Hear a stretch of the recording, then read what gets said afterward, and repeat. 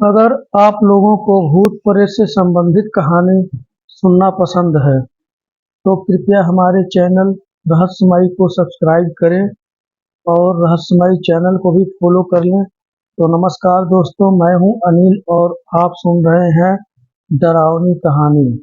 डरावनी कहानी का मतलब ये है कि हम भूत प्रेत से संबंधित कहानी सुनाना पसंद करते हैं और सुनाते हैं। और हमारे चैनल पर इसी टॉपिक पे कहानियाँ रहती हैं।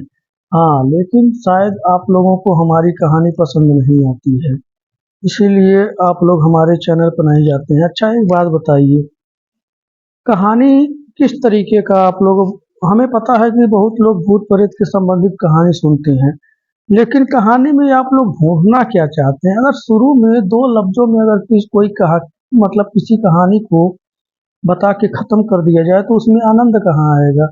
वैसे भी हम ज़्यादा लंबा नहीं खींचते हैं, कहानी को 10-12 मिनट में ही ख़त्म कर देते हैं। लेकिन मैं देखता हूँ कि कई लोग 2 मिनट से 3 मिनट तक कहानी में जाते हैं, दोबारा उसको सुनते ही नहीं है। तो हमारा कहने का मतलब है, भाई अगर 2 मिनट में कहानी सुननी है तो उसमें आनंद क्या आएगा? कहानी का निचोड़ देखिए, कहानी का हर चीज़ को समझिए कि मतलब कैसे कहानी शुरू हो रही है, कैसे नहीं हो रही है। तो आज की कहानी है उत्तर प्रदेश से, और उत्तर प्रदेश के रहने वाले रघुवीर रघुवीर की उम्र तकरीबन 20 से 22 साल की रही होगी तब उनकी ये कहानी और उनके साथ ये घटना घटी थी। उनका कहना है कि मैं उस समय 20-22 साल की उम्र में था और हमारे खेत थे। खेत में मक्की लगी हुई थी और आप लोगों को पता है कि बरसात के टाइम में मक्की लगाया जाता है। उस समय कई लोग अपने छत छत को नहीं, मचान कहते हैं उसको, मचान खेतों में बनाकर और रखवाली करते हैं, कुछ जानवरों से और कुछ चोरों से। तो ऐसे ही कहते हैं कि मचान तो हमारा लगा हुआ था, वो भी हमारा ही नहीं था, हमारे जितने भी अगल बगल के खेती करने वाले थे मक्का के, और वो सब मचान लगा के वहाँ बैठे हुए थे। दिन में तो बच्चे भी चले जाते थे और रात को किसी न किसी को, घर के गार्जियन को वहाँ रहना पड़ता था। तो इसी पर आधारित कहानी है। तो अब चलिए रघुवीर की ही जुबान से इस कहानी को आरंभ करते हैं। दोस्तों, मेरा नाम रघुवीर है और हमारे खेत में मक्का लगा हुआ था। मक्का लगने के कारण दिन में तो हमारे घर के बच्चे भी जो हमसे छोटे थे, हमारे भाई बहन जो भी हैं, वो चले जाते थे, लेकिन रात को किसी न किसी को वहाँ रहना पड़ता था। तो बच्चे डर से नहीं जाते थे, या तो जानवरों के डर से या तो भूत प्रेत के डर से, क्योंकि बच्चों को भूत प्रेत की कहानी या चाहे इधर उधर से पता लगता था कि रात को भूत आते हैं, ऐसे करते हैं वैसे करते हैं, तो बच्चे डर जाते थे। वैसे तो भूत प्रेत से मुझे भी डर लगता था, लेकिन मैं अपने आप को ये साबित करता था कि मैं भूत प्रेत से डरता नहीं हूँ, भूत प्रेत को मानता नहीं हूँ। इसीलिए मुझे वहाँ रहने में कोई दिक्कत नहीं थी। लोग घर वाले हमारे भी कहते थे तू चला जा, तू डरता उड़ता नहीं है।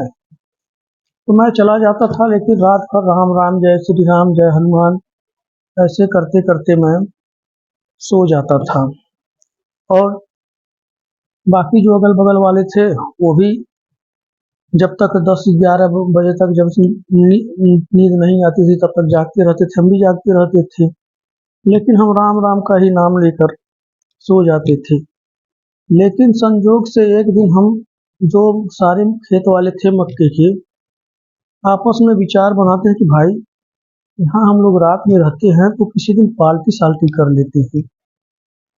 तो हम लोग 3-4 आदमी मिलके चंदा लगा के जितना भी बंटवारा होता है हिस्से का पैसा, वो डाल के हम लोग चिकन और दारू का व्यवस्था करते हैं। उस समय भट्ठे पे दारू मिल जाती थी, जो गांव के ईंट का भट्ठा होता था वहां पर मिल जाता था, हम लोग ले आते हैं और वही खेत में ही बनाते हैं। खेत में बनाने के बाद, और वो भी हमारे ही खेत में बनता है, खेत में बनता है, खाते पीते समझ लीजिए कि 10 का टाइम हो गया था।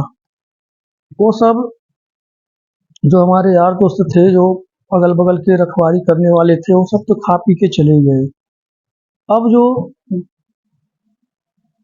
मतलब वो मीट बना था जो, वो थोड़ा सा बच गया था, और बचने के कारण मैं वहीं अपने मचान पे ही रख लिया और सो गया। उस समय मैंने किसी भगवान का नाम नहीं लिया, क्योंकि मैं दारू भी पी रखा था और चिकन भी खा रखा था, तो हमें उचित नहीं लगा किसी देवी देवता का नाम लेना। तो जब सभी लोग चले गए सोने के लिए, हम भी सोने के लिए चले गए। उस समय तो इतना बढ़िया नींद आया, जैसे लग रहा था कि मैं स्वर्ग में चला गया हूँ। इतनी गहरी नींद आई, कुछ दिन दुनिया का पता ही नहीं था। उसके बाद मुझे तो कंफर्म नहीं पता कि टाइम कितना हुआ होगा। जैसे लग रहा था कि कोई मेरी मचान को हिला रहा है, कोई उस पर चढ़ने की कोशिश कर रहा है। तो जब ज़्यादा हिलने के कारण मैं नींद से जाग जाता हूँ, और जब जागता हूँ तो नीचे देखता हूँ कि एक बड़ी ही खूबसूरत औरत, जिसकी उम्र 20-22 साल के करीब थी। चेहरा कोई डरावना नहीं था, नॉर्मल ही था। देखने में औरत सी लग रही थी, कोई भूत प्रेत नहीं लग रही थी। तो वो हिला रही थी मचान को। मैं बोला, तुम कौन हो? चोर चोर चोर। कहती, ज्यादा शोर मत मचाओ, मैं चोर नहीं हूँ। तो मैं बोला, फिर यहाँ क्या करने आई हो? तो वो बोलती है कि मुझे बहुत तेज भूख लगी है, मैं इस रास्ते से गुजर रही थी, तो मुझे मेरे नाक में खुशबू आई, तो मैं यहाँ आ गई। मैं बोला, ठीक है, नाक में खुशबू आई तो जब हम लोग बना रहे थे तब तुम आ गई होती, अब इस टाइम में आने का क्या सवाल बनता है? अच्छा, एक बात बताओ, इतनी रात को इस रास्ते से क्यों गुजर रही थी? तब कहती है कि मैं उस गांव में गई थी, किसी कारणवश मुझे लेट हो गया, और घर पर मेरे बच्चे अकेले हैं, इसलिए मैं जा रही हूँ। तो मैं उनके घर में थोड़ा सा कलेश था, जिनके घर पर गई थी, तो खाना पीना हो नहीं पाया। तो यहाँ आई तो खुशबू देख के भाई मैं सोचा कि इतनी रात हो गई है, कोई जाग तो रहा नहीं है, बचा हुआ है, अब मिल जाएगा तो काम चल जाएगा। मैं बोला, चलो ठीक है। उसकी बात में भी सच्चाई लग रही थी, जिस हिसाब से बता रही थी। मैं उसको बोला कि चलो ठीक है, बैठो, मैं दे रहा हूँ। उस समय जो भी बचा खुचा था मैं उसको दे देता हूँ। तो कहती है कि और भी खुशबू आ रहे हैं। तो मैं बोला, और किसकी खुशबू आ रही है? तो जो था मैं दे दिया। मुझे दारू का ध्यान भी नहीं था कि उस समय दारू मतलब बचा है। चलो चल ठीक है, बचा भी है तो औरत थोड़ी ना दारू पीती हैं। तो इशारा करते हुए कहती, दारू। मैं बोला, तुम दारू भी पीती हो? कहती, फिर क्या हुआ, दारू पीने में क्या लगा है, सभी लोग पीते हैं। तो मैं बोला, सभी लोग कैसे पीते हैं, जनानियां कहाँ पीती है? चलो, आदमी तो पी लेते हैं लेकिन जनानियां कहाँ दारू पीती हैं? तो वो कहने लगी कि नहीं, मैं पीती हूँ और मेरा मूड बहुत खराब है, ऐसा करिए थोड़ा सा मुझे दे दीजिए। तो उस समय दारू लिफाफे में आता था, और लिफाफा हमने खोला भी नहीं था। मुझे नींद भी आ रही थी, मैं गुस्से में था। मैं क्या किया, सारा लिफाफा उसको उठा के दे दिया, और जो मीट बचा हुआ था वो भी उसको उठा के दे दिया। और मैं बोला, तुम यहाँ से खाओ और चाहे लेके जाओ, लेकिन यहाँ से जाओ, मुझे नींद आ रही, मुझे सोना है। मैं वहाँ सोने लगा। जब सोने लगा तो मुझे नींद आ जाती है। मुझे नहीं पता कि वो औरत वहाँ रुकी थी या चली गई थी, ये मुझे कंफर्म नहीं पता। मुझे तो, मैं फिर भी जब बिस्तर पर पड़ा अपने मचान पर, तो फिर सो गया। थोड़ी देर बाद मुझे महसूस होता है कि मेरे बगल में कोई सोया हुआ है। तो मैं जब आँख खोलने की कोशिश करता हूँ तो मेरी आँख भी नहीं खुल रही है। फिर अपने हाथ से टटोल के महसूस करता हूँ तो पूरा शरीर जैसे औरतों का होता है उस तरीके का है, लेकिन मुझे होश था कि मेरे साथ कुछ गड़बड़ हो रहा है। लेकिन पता नहीं क्या हुआ था कि ना मेरी आँख खुल रही थी, ना मैं उसको देख पा रहा था, ना उठ पा रहा था, और वो मेरे साथ अपनी मनमानी कर रही थी। वो अपना सब कुछ जो भी करना था मेरे अस्त व्यस्त कपड़े करके वो चली गई। और जब अस्त व्यस्त कपड़े हो जाते हैं तो उसके बाद जब वो चली जाती है तो मुझे नींद भी बहुत गहरी आती है।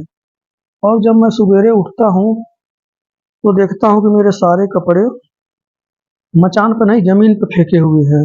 यहाँ तक कि अंडरग्राउंड भी जो कपड़े होते हैं वो भी जमीन पर पड़े थे। मैं बिल्कुल नंगा ही अपने मचान पर पड़ा था। अब ये सोच के मैं तो हैरान रह गया और डर के थर थर कांपने लगा। मैं सोचा, यार चलो ठीक है, दारू पी रखा था, नहीं होश था, लेकिन जो भी आया वो मेरे साथ इतना गलत करके चला गया, मुझे पता भी नहीं लगा। तो मुझे सारी रात की कहानी धीरे धीरे समझ में आ रही थी कि वो औरत आई थी। फिर मैं सोचा चलो औरत आई थी तो चलो दारू भी पी ली, उसका मूड खराब हुआ तो कम से कम मेरे कपड़े तो मुझे मेरे शरीर पर रख दी होती। मैं उस समय उतना डरता नहीं हूँ, मैं सोचा औरत आई थी उसका नियत बिगड़ गया, अकेले देख के अपना काम करके चली गई। फिर अगला दिन आता है, अगले दिन भी ऐसे ही होता है। उस समय तो मैं घर से ही खाना खा गया था, रोज रोज थोड़ी ना पार्टी साल्टी होती है। वो औरत आती है और मेरे साथ अपना काम करके फिर चली जाती है। रोज मेरे कपड़े अस्त व्यस्त होने लगे, और जब औरत आती थी तो मुझसे छेड़खानी करती थी तो मेरी नींद खुल जाती थी, मैं होश में हो जाता था। लेकिन आंखें बंद रहती थी, मैं देख नहीं पाता था कि वो कौन है और कैसे है।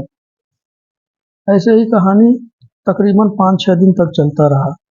फिर मैं अपने जानने वाले जो हमारे यार दोस्त होते थे, जो मचान पर रहते थे, उनसे मैं एक दिन वही बात किया कि मेरे साथ भाई ऐसे ऐसे हो रहा है, और जिस दिन हम लोग पार्टी किए थे उसी दिन से हो रहा है। तब वो कहने लगे यार ऐसी घटना तो भूत प्रेत या चुड़ैल ही करते हैं, ऐसा तो कोई है नहीं कि दूसरा कर देगा। तो ये बात जब धीरे धीरे गांव में फैल जाती है, हमारे घर तक पहुंचती है, तो हमारे घर वाले हमसे पूछते हैं, हमारे पिताजी हमारी मम्मी पूछती हैं कि ऐसे ऐसे तेरे साथ हो रहा है। मैं शर्माते हुए उनको हाँ में जवाब दे देता हूँ। तब वो गांव के एक रहने वाले थोड़े से बुजुर्ग थे, इतना भी बुजुर्ग नहीं थे, वही 50-55 के करीब थे। वो तंत्र मंत्र और सुखैती वजैती करते थे, तो उनको बुला के ले आते हैं। जब उनको बुला के ले आते हैं तो मेरा झाड़ फूक शुरू हो जाता है। जब झाड़ फूक शुरू होता है तो ज्यों ही झाड़ फूक पर जैसे अक्षत मेरे शरीर पर फेंका जाता है, जैसे भभूत भूत, वैसे ही मुझे होश नहीं रहता कि मेरे साथ क्या हो रहा है। जब मैं होश में आता हूँ तो हमारे घर वाले और वो जो तांत्रिक बाबा सोखा ओझा जो भी थे बता रहे थे, कहते हैं कि भाई तुम लोग पार्टी किए थे तो वहाँ पर एक चुड़ैल रहती है, वो तो वैसे हमेशा सोती रहती है, किसी को परेशान नहीं करती है, लेकिन तुम लोगों के हरकत के कारण वो जाग गई, और जब जाग गई तो तुमसे खाने के लिए मांगने के लिए गई, तुम खाना भी खिला दिए। जब खाना खिला दिए और दारू भी था पिला दिए, जब खाना और दारू उसका हो जाता है, नशे में आ जाती है, तब उसकी इच्छाएं बढ़ जाती हैं। तब जब इच्छाएं बढ़ गई तो वो तुम्हारे साथ ऐसा काम करके चली गई, और वही चीज अब वो तुम्हारे साथ रोज करने लगी। अब उसकी आदत बन गई है, तो बन गई थी। इसलिए तुम ऐसा करो, वहां पर जाना छोड़ दो, तकरीबन 1-1.5 महीना तक सारा कुछ सही हो जाएगा। वैसे भी अब मैं उसको भगा दिया हूँ, तुम्हारे पास नहीं आएगी। लेकिन मेरा सोचना ये है कि अगर बार बार उसी जगह पे जाओगे तो कभी न कभी वो तुम्हारे ऊपर अटैक कर सकती है। तो ऐसा करो, कुछ दिन तक वहां जाना छोड़ दो। तो मैं उसके पास उसके बाद दोबारा मैं मक्के के खेत में नहीं जाता हूँ, और ना ही दोबारा हमारे साथ ऐसी कोई घटना घटती है। लेकिन जब मुझे पता लगता है कि वो कोई चुड़ैल थी, तब मैं बहुत डर जाता हूँ, इतना डर जाता हूँ कि मेरे रोंगटे खड़े हो जाते हैं। लेकिन शुक्र है कि मेरे साथ कोई गलत काम नहीं की थी, बस वही जो उसका था प्रक्रिया, जो उसको चाहिए था वही करके चली जाती थी। ना मेरा खून पीती थी, ना मुझे परेशान करती थी, ना मुझे डराती थी। आती थी मेरे साथ, सोती थी, अपना जो भी करना था करके चली जाती थी। तो दोस्तों ये कहानी आप लोगों को कैसी लगी? अगर ये कहानी आप लोगों को पसंद आ रही है तो कृपया हमारे चैनल को सब्सक्राइब करें, लाइक करें, कमेंट करें। नमस्कार, जय हिंद, जय भारत।